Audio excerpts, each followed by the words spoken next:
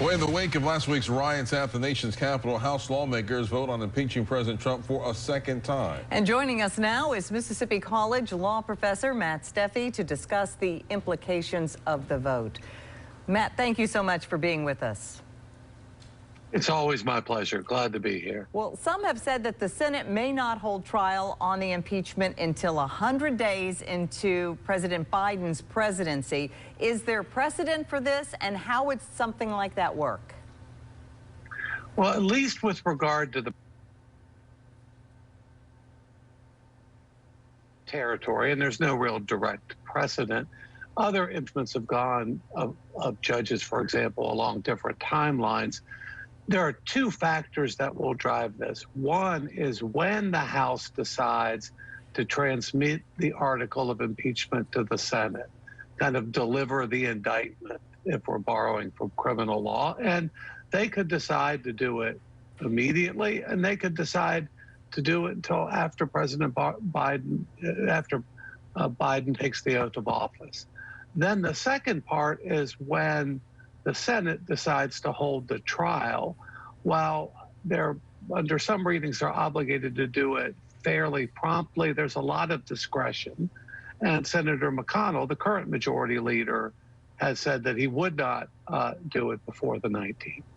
So there could be possible delay on the House side and could be possible delay on the Senate side. The president being impeached for the second time, the first time in our nation's history, what does that say and what does it mean? Well, it says that this has been a very controversial presidency, and the fact that I think it's 10 Republican members of the House broke ranks and voted to impeach the president says that there's a broader amount of outrage over the events of last week and the president's role in them. The fact that Senator McConnell, the majority leader in the Senate, probably the third at best, most at worst, most important member of the Republican Party, has said that he's open to voting for conviction, sends a very strong message that this has more of a likelihood of actually resulting in a conviction than what we saw last year. It's still rather a long shot. It takes 2/3, but I think, we'll see how people feel when this matter isn't quite so fresh.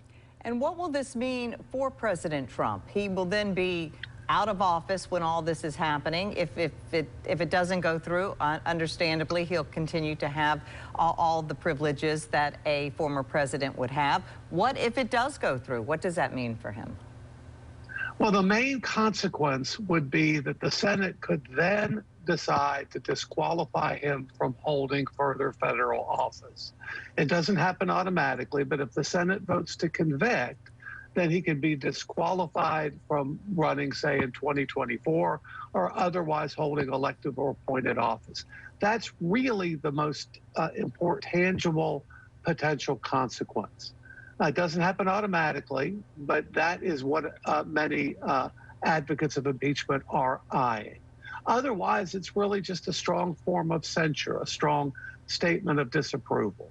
But if the disqualification from office happens, then that's a whole different level of consequence altogether. There was a lot made about the process, that the Democrats sped through the process, and this is what impeachment was about. What does that say going forward in the future if this ever comes up again? Well, normally there's a long period of factual investigation, looking at a matter from various sides, trying to form a political consensus. Here, the matter is so fresh, so public, so widely condemned. I hope we don't see another occasion for Congress to act against any president this quickly again. But I think there's widespread bipartisan condemnation. The question is, what form should that take? And part of this, I think, is an effort not just by Republicans, by Democrats, but also some Republicans, to take Mr. Trump out of the future of President Trump out of the future of Republican politics. Again, it's still a long shot. I hope we see fewer impeachments in the decades to come than this, because it's still a historic outlier. President Trump's the only the third president to be impeached, and so far, no president has been convicted. All right, Matt Steffi, Mississippi College School of Law, thank you so much for joining us, as always. It's always my pleasure. Thank you for having me.